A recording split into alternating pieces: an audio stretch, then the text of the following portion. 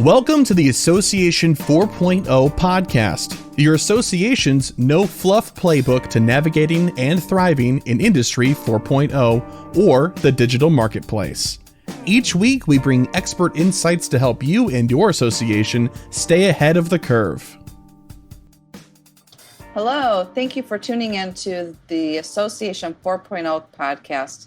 My name is Sherry Budziak, and I'm here today with Laird Crawford. He is the owner and CEO of Ian Ryan. I'm so excited to have you here today, Laird, to talk to you about all of the great things that you've been doing with us and with your company. So for the listeners, can you just give us a little bit of background about yourself and your company? Sure. Yeah. Thanks, Sherry. We're Ian Ryan Interactive, and we've been in the greater O'Hare area since I started the company back in 93. And we specialize in support for associations. So I would say probably 80% of our work is video work, podcast work, or interactive design and programming for e-learning. And so we work with probably, I think right now, probably about 30 associations, mainly Chicago-based ones, but we have a number of them that are DC and New York also. And then we do some corporate work also, so that kind of keeps us on our toes, back and forth, shifting gears between association work and corporate work. And then occasionally we also produce some TV shows. We produce a golf show for NBC Sports, local here in the Chicago area. And so, that gives us a variety of productions that we can bring any of that kind of work in and out of whatever work we're doing. Yeah, well, maybe that's helped you guys be as agile as you have this over this last year. So, Laird, we've known each other for 25 years when I worked as an executive in an association, and you guys have been great working with us through .org Community for the last 6-7 years, helping us with all of our video and all of our recordings and editing, which has been great, and now doing this podcast with me. So it's been just a wonderful partnership. But one of the things I know that a couple weeks ago, we had our Innovation Summit, and I was very nervous kind of going into that, producing a blended conference, both with in-person and online folks. And we were trying to do things with speakers who were remote, speakers that were in person, speakers who were pre-recorded. If there was anything that we could try, we tried it. So, and then we kind of handed that over to you guys to say, here, make the magic happen, which you guys did a fabulous job. So why don't you kind of talk to us a little bit about how you pulled that off with all those different things that we had going on? Thanks, Sherry. Yeah, I think we started off with doing a site inspection to try and figure out what the needs were. And even with that, going back and forth as far as what we were going to do live and what we were going to do just local and how many cameras we would need, the physical placement of everything. We had a unique challenge with the breakout room being separate for the Q&A session that was done. But, we were able to physically string cables and bring in a couple of cameras and bring our staff in to man each of the cameras and just make sure that we were hooked up to whatever platform was going to be both recording it and streaming it live. And actually, the event people there were wonderful. We worked with them and just kind of blended our stuff with what they had there. And so that's kind of what it is. You just kind of have to put a different hat on and figure out what the challenges are and what the needs are and go from there. Yeah, because I forgot about that. We threw that at you too. And we also couldn't stay in the same rooms. We had to move people around and said, here, try to record this and get this out via the online platform. And people have been asking me about it. They're like, so, what technology or what platform do we use? And I'm like, it's not really the platform. Like, you have to have creative AV folks that understand kind of both the in-person and the online audience needs and how to kind of navigate that, right? Yeah. And like I said, you got to be able to shift gears and go, okay, who is the end user? What's going to serve the end user, the end viewer? In this case, we were going to use a platform that streamed it out that you could invite everybody. You didn't know how many people were really going to come. and, scale it from there and go, okay, well, we want to feed them this and this session and this session. Oh, and we also want to be able to roll in some video and some audio from other things. Oh, and then some of the presenters weren't going to be there live. The presenters were going to be over Zoom being brought into the mix. And so it's just a combination of figuring out those things and setting the right equipment, the right connections so that you can do that. We wanted to make sure, one of the things I wanted to make sure is that when we went from the morning sessions and then had the breakout for the Q&A in the other room, that we didn't have to disconnect people from one streaming session to another one and have them log into a separate one. Let's keep everything all together. So we just strung really long cables to the other room and figured out the best way to communicate with the other room and get the audio and the video coming back in, but also feed audio to that room there for the audience that was there. So that was, those were the challenges that we had there, and make it separate so you're not pulling equipment from the one setup to the other one. Let's just set up a completely different setup so that we can bounce right back after the Q&A and go back into the afternoon sessions.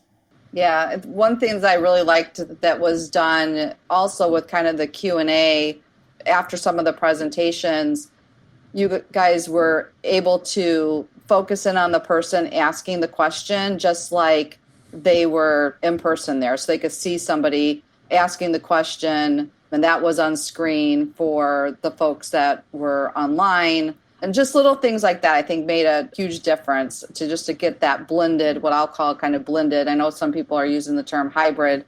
I don't know what we call it, but but I'm calling it blended because that's how it kind of felt to me, right? Right. Yeah. Whether you call it blended or hybrid, it's the same ends there. You want to make sure that both audiences are served. In this case, you have two audiences. The people who are live there, and you don't want it to be distracting or disjointed from them, and the people who are online. You want to be able to serve them the same way. So call them our TV audience. We had to make sure that we were taking care of both. Yeah, it was great. You guys did a great job, and I was very happy with how things came together. So Laird, talk to us a little bit about what you guys are doing with podcasts for associations and how you're integrating some of that work into their overall kind of content strategy. Sure. Yeah, both during the pandemic, it's changed a little bit. Up until a couple of years ago, we were going to associations' annual meetings and setting up rooms to record podcasts because, that's where you've got a gathering of members. And that seems to be a pretty comfortable, straightforward way to do it. But we gather or capture podcasts a number of different ways. In some cases, what meets our customers' needs or the association's needs is that we send out a 2-channel recorder with 2 microphones and a little handheld recorder so that, let's say, one of their members can record a discussion with another member and then send the equipment back to us. So that's one way that we do it. Another way, if the people are local, is we bring them into our studio here and record the podcast that way. And it could be a 2-person, 4-person, 8-person, whatever it happens to be. Like I said before, we go on location. So we can go on location, and for some of our medical clients, we'll set up 2 separate rooms where we can record up to 8 people in each room and record over a 3 or 4 day period during the annual meeting, record 40 or 50 podcasts that we can then publish 2 or 3 or 5 a month for the next year. Some of our customers, we've been doing podcasts since before they were called podcasts. Since the mid-90s, we were going to annual meetings and recording discussions between 2 physicians and then publishing those for CME and things like that. But we would polish them, bring them back, and edit all the uhs and the ums out and tighten it up and adjust all the levels and get rid of the ambience in the background as best we can, which over the years has always posed some challenges for us because we've been put into rooms where you could hear the sirens on the street down below and, all of that kind of stuff. So we've gone through a whole bunch of different challenges. But when COVID came along, and even previous to COVID, we had been doing some over Zoom or some different types of platforms like that to do them remote. But when COVID hit, obviously that put a kibosh on going to live in person. And so we shifted gears. And so right now I've got 3 of my audio engineers who can do recordings at one time. So during a regular week, we could have as many as 40 or 50 recordings. And it's the same thing with feeding content to these virtual or blended conferences. So for a couple of our clients, we were recording, I think last fall, we had 2 clients at the same time that were recording probably 100 to 120 video with the slides and the audio, the sessions as if you were going to the session. So we were recording those, doing some mild editing on them, and then pushing them at the client, and they were feeding them into their virtual conference system. And that way, they've got control over them. We can adjust the audio levels and the video levels. And if they've got other elements that they need to roll in there, we can cut those in. A whole slew of different things like that. And then we were doing that also for their keynote speeches, and making some of those kind of blended, where we would do portions of it canned and they would do the other portions live, so that they had elements that the speaker could roll in during their talk. So it was full support for all of that stuff in those virtual environments. So I guess I kind of transitioned from podcasts right into some of the support for virtual environments. But just to wrap it up on podcasts, we also get into the publishing of podcasts. So besides just the capture and then the editing or polishing of them, we also assist our clients in publishing. So we can get them pushed out, get them with the right metadata on them, give them some branding, make sure that they have a series name and title so that the users can keep track of them. And then we can push them to Spotify and iTunes and Amazon and all of the different platforms. And so it's kind of soup to nuts on podcasts. So Laird, what are your kind of most important tips for associations and to think about when they're either doing podcasts and trying to, create that opportunity for their members? I would think you have to, on any type of communication piece, whether it's a video or an e-learning program, I look at who's the audience and what are you trying to communicate to them, and work backwards. So if you're talking about podcasts, who's the audience that you want to reach, and what do you think would be the best format for reaching them? In the case of some medical associations, and you're trying to do CME and there's a fee involved with it, you may just take the podcast and put them into your LMS. And it's a closed audience that way. In other cases, you want to not only spread the communication piece out, you may want residents to log into these and hear them, or other non-specialty members, or non-specialty people interested, or even the general public to hear it. In that case, you want to publish it to all the different platforms and get it pushed out there. But focus in on not just the publishing part of it, but also the format of it. Is it a one-on-one? Is it a member interviewing another member? Or is it a review of published articles where you're now talking between one member and a member who has published something, and so you have 2 experts talking? Or is it more of a, what sometimes I call like a mosh pit, where, it's an open podcast and you got 6 or 7 experts on it and everybody's kind of chewing the fat over what is there. It's a different dynamic, some of the other formats. But in all cases, you kind of have to, with podcasts, kind of think of it kind of like a radio show. What would be of interest to you if you were a member that this would be targeted at? And then set up the format, question and answer, or is it more of a discussion? Other tips would be stay away from any of the members reading portions of their stuff. Yeah. You want it to be more live. You want it to be a conversation. I think that's much more interesting, and it's proven over the years to be usually much more interesting. And then help your moderator, whoever's moderating it, whoever's leading the discussion, make sure that they've done a little bit of their homework and they've got their questions set up, and that they've tried to think of all the questions that the audience members might have in order to make it appealing to everyone. So, Laird, how are you seeing people kind of repurpose content? I know with us, you guys capture the video at our programs, and then you guys edit, and we put it up on a video platform for people to digest or refresh their memory on a presentation or something later. Are you seeing a lot of organizations do that? You mentioned their LMS. Are they putting that sort of content into their LMS? Are you seeing, good reusage of content?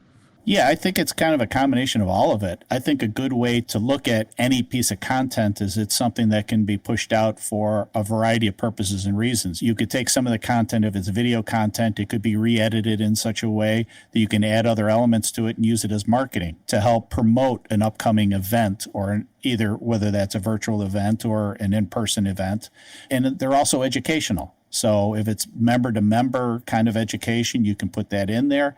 But in some cases, if you've already got some of these people together, it's pretty inexpensive to have them do a second podcast and turn it towards member to the general public. If it's a physician organization, they could very easily, the same people could very easily turn their second version of a discussion into something that is for the general public. If it's a podiatric group and they want to talk to people about how to fit shoes right or whatever it happens to be, or how to find the right type of dermatologist or, any of those types of things.